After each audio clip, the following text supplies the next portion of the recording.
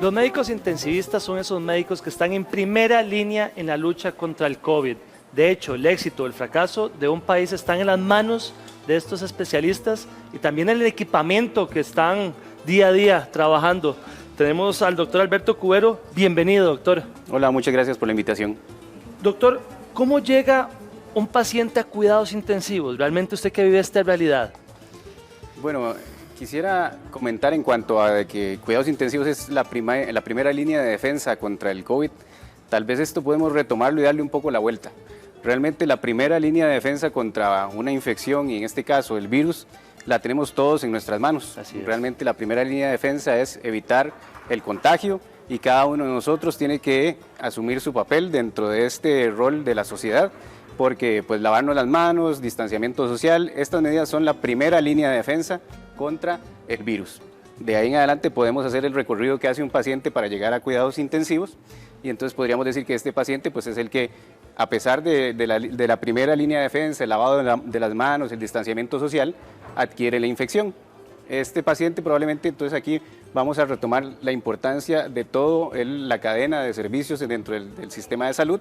Va a ir a consultar, tal vez inicialmente no esté tan enfermo, vamos a tener una persona muy importante que va a tomar la muestra del hisopado nasal para hacer el diagnóstico de COVID-19. El paciente podría ir nuevamente a su casa y esto es muy importante, entonces en este momento evitar que se difundan los casos, ¿verdad? Este aislamiento, esta cuarentena de este paciente que está en riesgo es sumamente importante y más si ya está positivo. Después de este primer contacto con los servicios de salud, cuando se hace el hisopado, si el paciente tiene que reconsultar, por alguna razón, usualmente es en este caso porque hay falta de aire mayor a la usual, entonces vienen los servicios de hospitalización. Y tenemos una estratificación dentro de los pacientes de COVID-19, desde leves, moderados hasta severos. Y esta estratificación se va dando por diferentes situaciones, tanto situaciones clínicas como de laboratorio. Algunos laboratorios nos dicen este paciente probablemente va a evolucionar mal. Como decíamos anteriormente y se ha dicho ya, hay una respuesta inflamatoria que este virus puede producir que es inadecuadamente alta. Esto genera algunos marcadores en sangre que nos dicen este paciente está respondiendo mal a esta infección, es un paciente que tiene riesgo de severidad, o el paciente que ya desarrolla una disfunción de algún órgano o sistema, que ya no puede respirar por él mismo, que ya no puede limpiar la sangre por él mismo, y este paciente que desarrolla esta disfunción severa, que entonces ha pasado todo el sistema de salud y al final probablemente ahí sí la última línea de defensa. En este caso somos los especialistas de cuidado intensivo. Ahora, ¿cuáles son esos pacientes que llegan a cuidados intensivos, doctor? Entonces el paciente que llega a cuidado intensivo es el paciente que deja de poder soportar sus funciones vitales, ¿verdad?, por él mismo. Todos estamos acostumbrados a que nuestro corazón genera suficiente flujo para irrigar todo el cuerpo, a que nuestros pulmones generan suficiente esfuerzo de trabajo respiratorio como para intercambiar el oxígeno y el CO2 o el dióxido de carbono, que nuestros riñones están siempre funcionando y limpiando la sangre. Cuando alguno de estos órganos o sistemas falla, ese paciente requiere un soporte adicional y ese soporte adicional en la gran cantidad de casos se da en las unidades de cuidado intensivo cuando son enfermedades agudas como el COVID-19.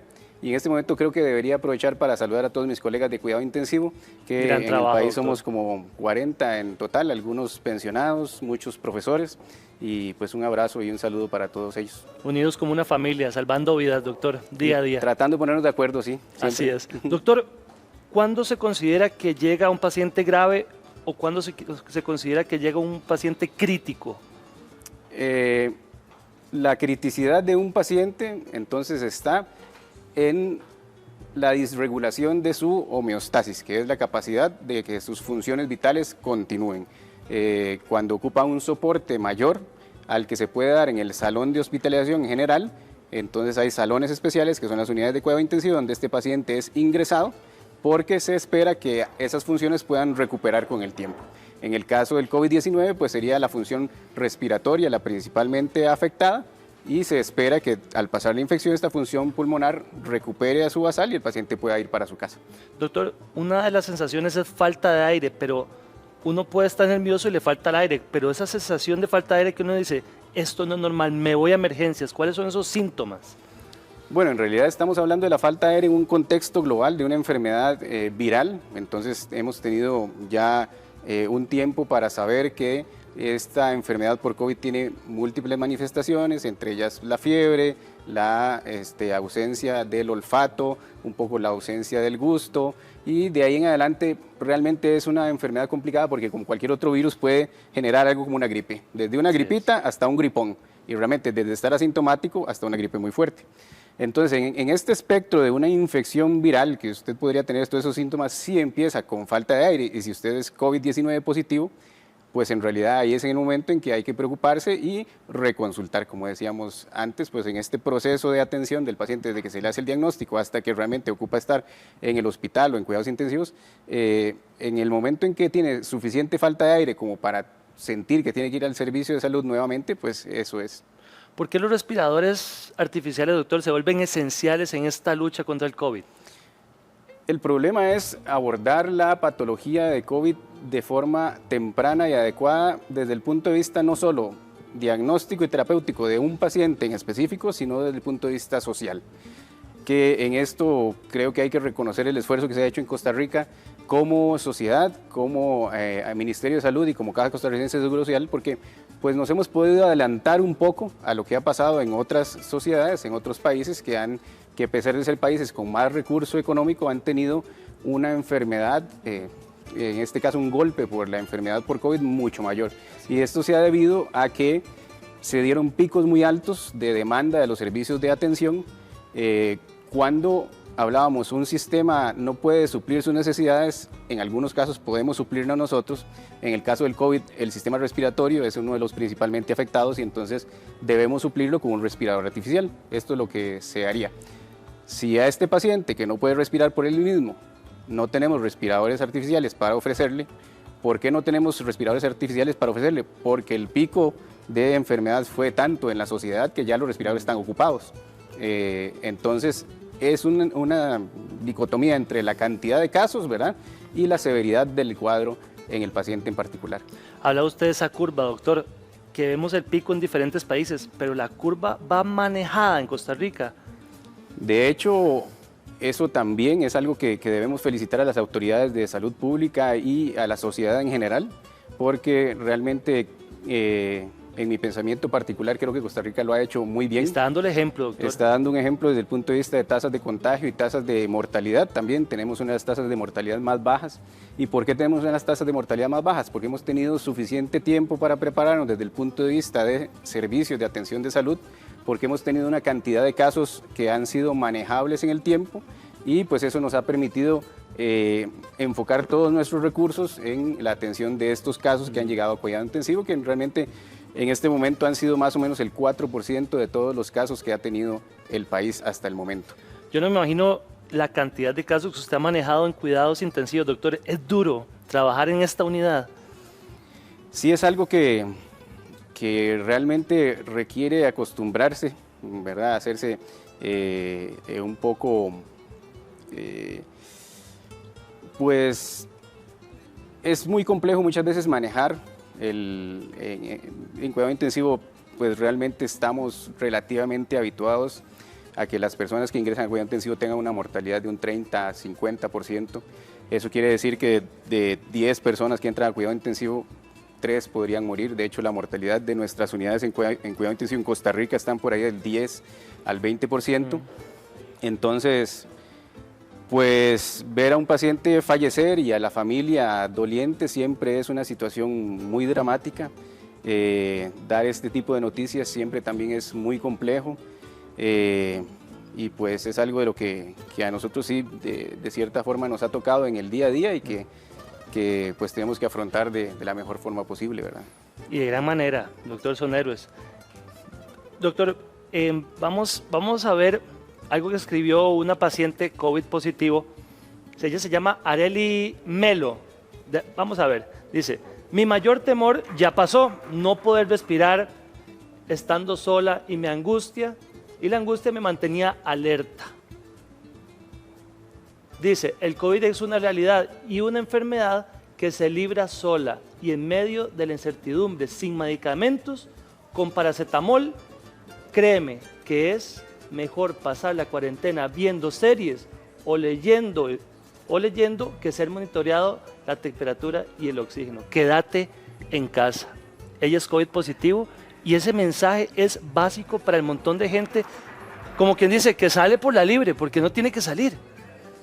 Pues sí, como hemos visto en días recientes y a los que nos ha tocado salir por razones laborales y este tipo de cosas, cada vez vemos más personas en la calle, que también es una cosa pues que tenemos que tener en cuenta, que vamos a tener que salir de esto como sociedad, que vamos a hacerlo como personas, como familias, como sociedad, que vamos a retomar nuestro día a día normal, poco a poco, pero eso es lo importante, que sea poco a poco y siguiendo las recomendaciones, ¿verdad? Porque no podemos ir todos a la libre, porque esto haría que tengamos un pico de enfermedad muy alto y que no podamos tener las respuestas desde el punto de vista de servicios de salud adecuada. Entonces, pues sí, la enfermedad por COVID realmente requiere cuarentena, requiere aislamiento social, y como dice pues esta televidente, es también un proceso difícil, ¿verdad?, de sobrellevar como individuo, pues esto. En la unidad de cuidados intensivos, ¿cabe el riesgo de intubar mal a un paciente, doctor? La mala intubación de un paciente es una complicación que se da en algunos casos, es una complicación grave del proceso de intubación. En general, en las unidades de cuidado intensivo, el personal que trabaja dentro de la unidad, que es un equipo de trabajo, realmente hablábamos de que esto es un sitio dentro del hospital, diferenciado tanto desde el punto de vista de los sistemas de monitoreo y los equipos que hay para hacer diferentes terapias al paciente, como de la especialización del personal que trabaja en él, desde enfermeras, terapeutas respiratorios, personal de apoyo y médicos. La intubación errónea es una complicación que se da más frecuentemente cuando hay poca experiencia en el manejo de la vía aérea. Doctor, porque usted recibe no solo casos de COVID, hay un montón de gente que está entrando a cuidados intensivos. Ahora, ¿cómo hacen? ¿Se manejan todo en la misma sala o tienen un lugar aparte de los de COVID con los que llegan a esta unidad?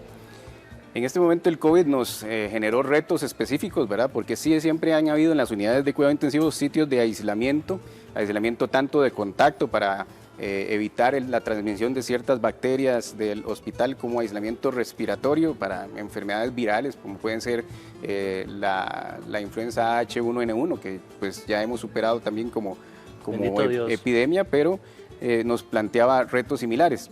Entonces sí hay unidades para diferentes tipos de pacientes. Lo que ha sucedido es que el COVID nos ha hecho replantearnos la cantidad de estas unidades y el equipo de protección personal que tenemos que utilizar dentro de las unidades. Entonces sí ha habido que crecer como servicios y como unidades para prepararnos para un posible aumento de la demanda de este tipo de pacientes en un aislamiento respiratorio estricto. Doctor, ¿qué otro tipo de equipos o insumos está en la unidad de cuidados intensivos? ¿Qué más se va a topar uno ahí? Primero Dios que uno no llegue ahí, pero es su día a día. Bueno, lo que creo que la gente ve de primero es cuando las personas están conectadas al respirador, ¿verdad? Que es este tubito que sale de la boca y está conectado a una tubuladura y es toda una máquina, que realmente estas máquinas son en este momento computadoras dedicadas a medir flujos y presiones en la vía aérea de los pacientes. Y pues sí, hay muchas otras cosas de la unidad de cuidado intensivo, como los monitores, que son estas máquinas que están como computadoras, que están registrando los signos vitales del paciente de una forma continua. Algunas de ellas tienen la capacidad de ver cuánta sangre impulsa el corazón por minuto, por ejemplo. Otras nos sirven para monitorizar, por ejemplo, en qué profundidad anestésica está el paciente. Los pacientes de las unidades de cuidado intensivo usualmente no están en coma, realmente como uno...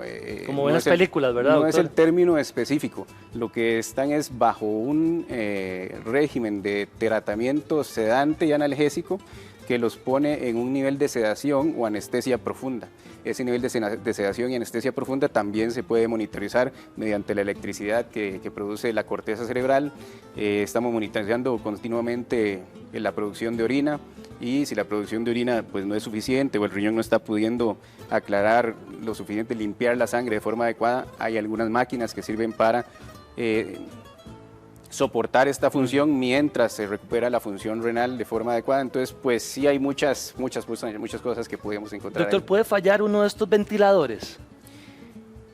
Pues sí, Sí, sí, las máquinas todas pueden fallar. Normalmente no estamos acostumbrados a pensar que los frenos del carro van a fallar, ¿verdad? O sea, pero pueden fallar los frenos del carro, pueden fallar.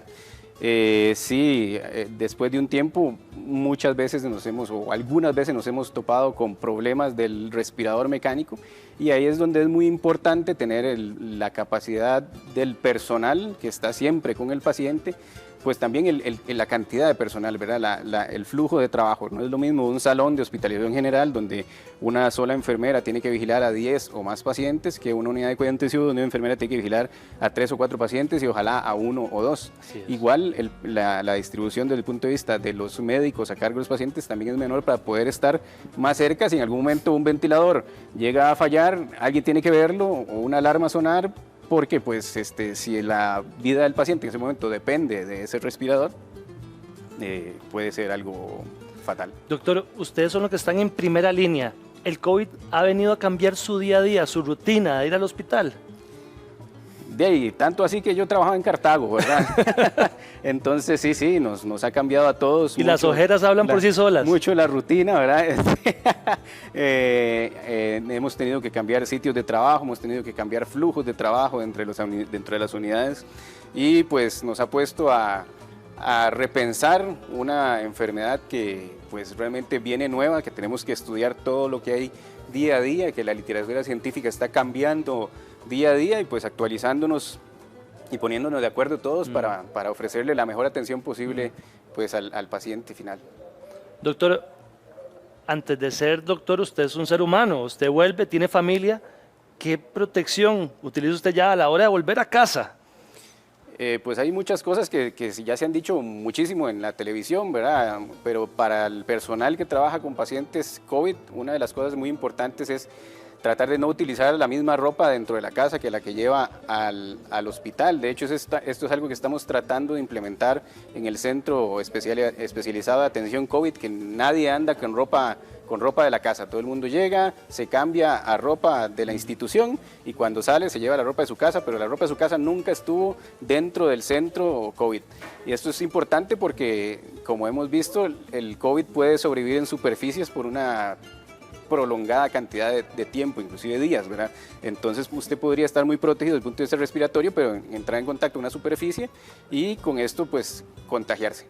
Entonces una de las cosas es los cambios de ropa. Se sugiere entrar directamente a bañarse, no utilizar ni siquiera el mismo calzado, y pues toda la otra parte de tal vez tener un poco más de distanciamiento con los seres queridos, ¿verdad? Ya no hay que abrazar tanto a la gente. Puchica, qué duro. Hasta dentro de la casa, ¿verdad? Ya no hay tanto abrazo, tanto beso, todo eso. ¿Los fármacos sedantes se le dan a estos pacientes de COVID, doctor?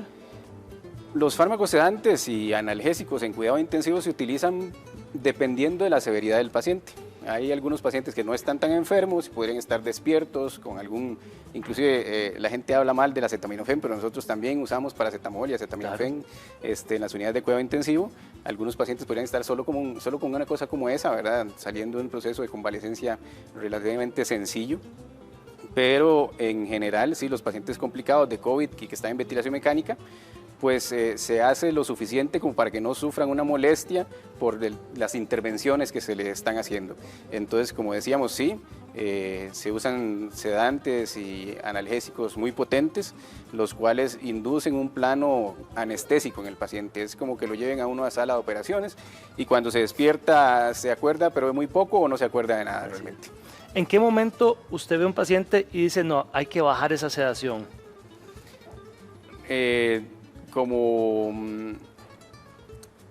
La sedación es realmente algo secundario a la enfermedad. Nosotros estamos utilizando la sedación para coadyuvar en el tratamiento de la enfermedad. Entonces, realmente lo que nos dice cuánto disminuye las sedaciones es cuánto va mejorando el paciente.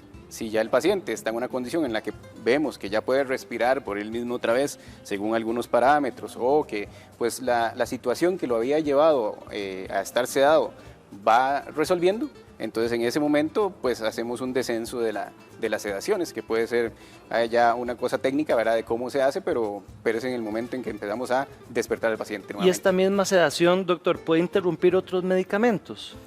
Siempre las interacciones medicamentosas existen, los sedantes y analgésicos no son la excepción, pero pues es algo que se monitorea continuamente para tratar de evitar las interacciones entre un medicamento y otro. Doctor, ¿qué significa que una persona está en coma? ¿Qué significa eso? Bueno, como les decía, el coma no es exactamente lo que nosotros hacemos en cuidado intensivo, solo a algunos pacientes les inducimos el coma de una forma medicamentosa. El coma es más una situación en la que la persona ha perdido su conciencia, ¿verdad? Desde el punto de vista nuestro luce como completamente dormido y que no puede ser despertado. Por más que usted haga, el paciente no despierta, eso es un coma. Entonces, pues vemos que hay pacientes que quedan en un estado comatoso después de, por ejemplo, traumas craneoencefálicos severos y algunas otras enfermedades metabólicas, cuando a algunas personas se les baja mucho el azúcar o tienen alguna disregulación de este tipo que afecta el funcionamiento de la corteza y del sistema nervioso central, pues podrían quedar en coma. Nosotros en cuidado intensivo no necesariamente, y en la mayoría de los casos, no hacemos comas, solo algunas patologías específicas, hacemos más bien un nivel profundo de pseudoanalgesia. Doctor, todos tenemos miedo de esa condenada curva, ¿verdad? De ese pico, pero ustedes que están en primera línea, le temen también que no hayan respiradores, que se desborde la gente. Definitivamente lo que hemos tratado de hacer como servicio de atención es prepararnos lo mejor que hemos podido en cuanto a número de ventiladores mecánicos, número de camas equipadas para vigilar a un paciente en ventilación mecánica, y esto es un esfuerzo que ha hecho en conjunto la Caja Costarricense de Seguro Social con el Ministerio de Salud. Y pues de cierto hemos también tratado de transmitir el mensaje que la primera línea está en nuestras manos, ¿verdad? La primera línea somos cada uno de nosotros en la población civil, los que podemos frenar los contagios. Realmente yo ya cuando llega un paciente a cuidado intensivo, lo que tengo que hacer, pero la primera línea estaba allá. Tal vez nosotros hayamos visto más bien como la última línea, porque en este momento sí, si este paciente infectado con COVID está tan complicado como para tener que llegar a cuidado intensivo, pues sí, ya esta es la oportunidad y el último chance que tiene este paciente de retomar su vida. Pero sí nos hemos preparado y definitivamente lo que se ha dicho es eso. Si nos quedamos, si llegamos a tener un número de casos demasiado alto, que bueno, espero no equivocarme y no ser en esto demasiado osado y no me regañen algunos de los profesores de la universidad, pero probablemente Costa Rica esté preparado para tener 1.000 a 2.000 casos de COVID por mes para ingresar a cuidado intensivo. Y esto nos dejaría que una proporción como de 100 casos por mes sean ventilados de una forma adecuada, porque el total de camas son como 200 camas de cuidado intensivo establecidas. Y pues con esos números lo que podemos tener al día son 40, 80 casos, ¿verdad? Creo que ya los servicios de salud se han preparado más, estos son números viejos y esto es una estimación personal mía que espero no estar demasiado equivocado, pero pues eso es lo que podemos hacer. Para lo que nos estamos preparando, hemos ampliado realmente la cobertura de servicios, pero la primera línea somos cada uno de nosotros en la casa, ¿verdad? Y con nuestra familia. Doctor Alberto Cubero, médico intensivista, le agradezco mucho. Es un honor tenerlo aquí.